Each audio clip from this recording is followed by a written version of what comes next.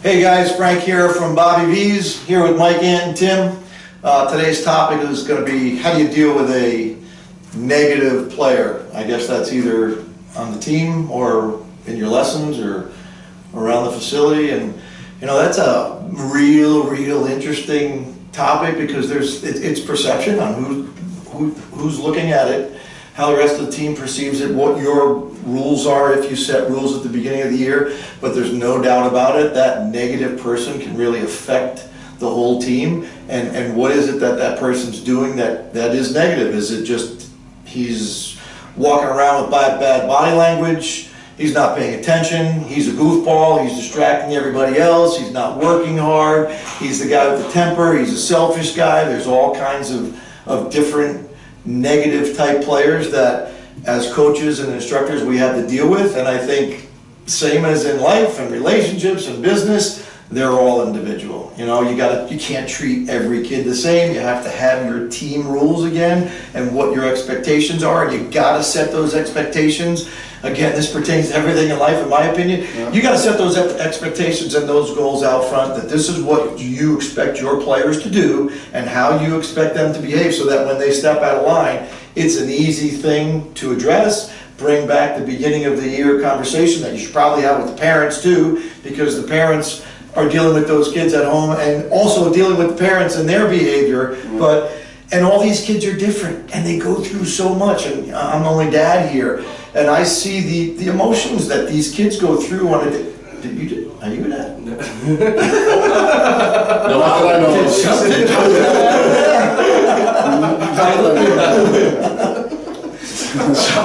So I mean, today the kids' lives are so different than when I was growing up, and I know that's not the same time we were growing up. It is, and you got to try to gauge their emotions and where they're coming from and why what's going on might be happening. And is this common practice for them, or is it something totally out of the blue? I mean, I think you said it great when you said you have to understand your players. I think all of us understand here is if you have 20 different players, you almost have to be 20 different coaches.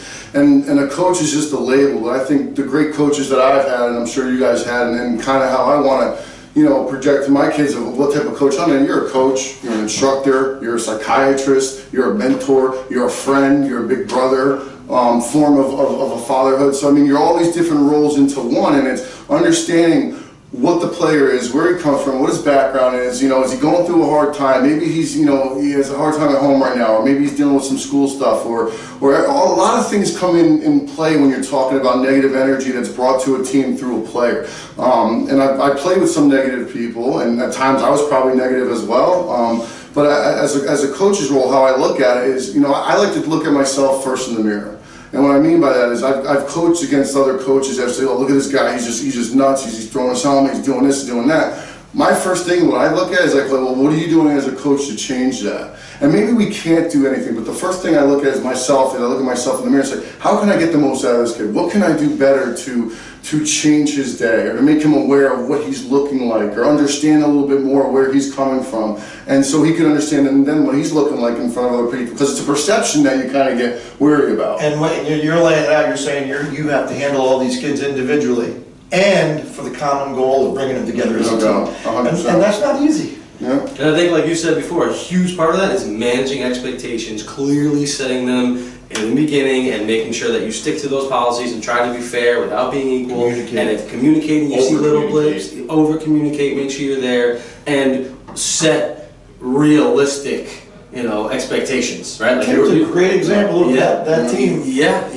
Tim had that was like a B team at the time when you took that team over. Yeah. And we'll get into this on another day about all the ins and outs and ups and downs with travel baseball, but that team just came together at the very end. The expectations were clearly defined to them, and it was the least amount of complaints that we ever got from any parent, from any player. That team came together, they loved each other, overachieved, loved each other. It was such a great environment that you set, but like you said, clearly set goals, communicate. Man, you almost kicked the kid off that team, and now he doesn't stop texting you.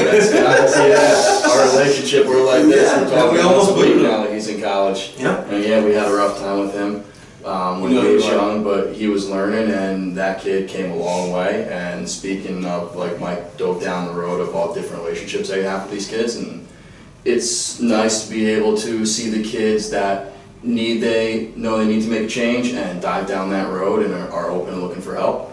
It's cool to be a part of that. But yeah, it's coming back to the togetherness, and I think that's it. When you get a group of people together with common expectations and a common goal at the end, it works easier for them. I mean, these kids, they were group chatting after every game. One kid would leave the group chat and come back in. Leave the group chat and he'd get invited back in by the rest of the team. But it was a good feeling. They really liked each other. They were going to these houses to go swimming and grab meals after games, and I think that's why they came together. And there was negativity on that team from the onset that they didn't make the other team. Right. They were the B team supposedly at the time, right? So there's obviously some negativity going on there. And as you're talking, I'm just thinking not only how you handle those kids individually, but yeller versus non-yeller coaching.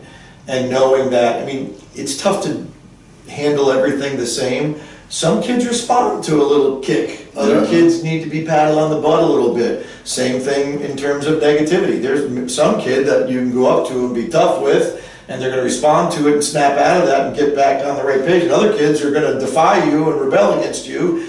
So you have to use a different tactic. But I think generally speaking at BVSA, and this comes down from the top, coaching with Bobby for the years that I did, yelling, getting in players' faces, humiliating people in front of their teammates, in front of their parents, usually isn't the way to do it. And we see a lot of that. Most kids don't respond to that type of behavior. And even if you do have a few rare kids that do respond to that, it just doesn't look so good. You could be organized and disciplined and the toughest, sternest coach in the world without yelling and embarrassing and humiliating your players, whether they made an error or whether they're that negative kid. And as someone who used to be a big yeller, which you guys have all helped me through for sure, you lose your effectiveness. Yeah. People, you get drowned out. It's like, oh, there he goes, off, popping off again. Where there have been a little small handful of times where you've had to go off, and when you're that guy here, they respond because they're like, oh, whoa, just got it's a little bit. Yeah, they know it's out of character when that happens, so there must be an issue. Yeah. And again, just there's so many ups and downs in baseballs, and you taught me this, to avoid those peaks and valleys, because the higher you get, the further you're gonna fall. Just stay right there. You take home the trophy, then you go nuts, But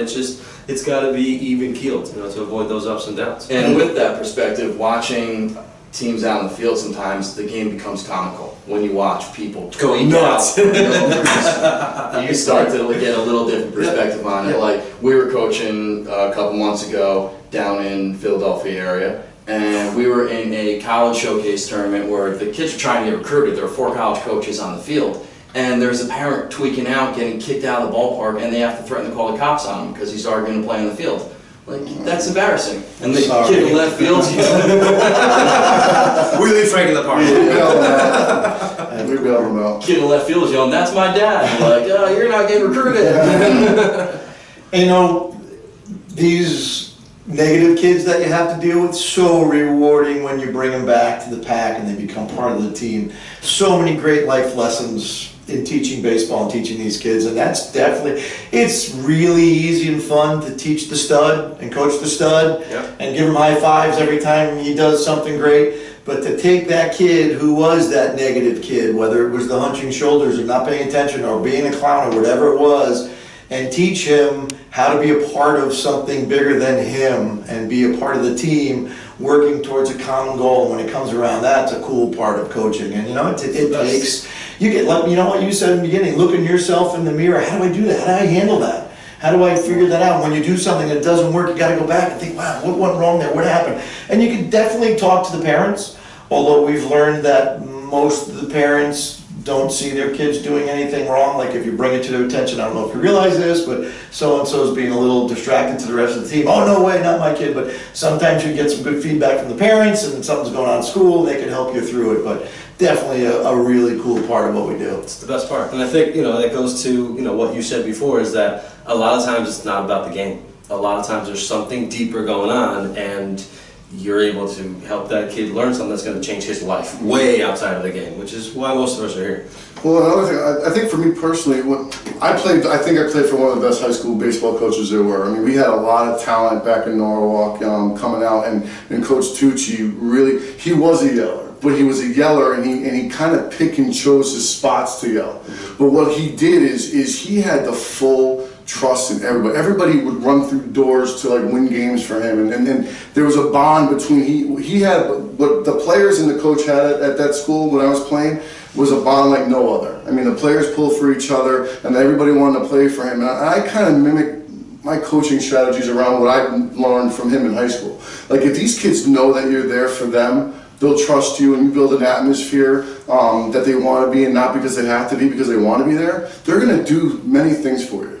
You know what I mean? And you get them believing in themselves, and it's the ability of the coach to get the most out of them, like you were saying, whether it's your lower tier athlete or your superstar, how can I make him better, which then is going to in return make the team better. Did you see a lot, like back in the day, did you see a lot more coaches that were yellers though?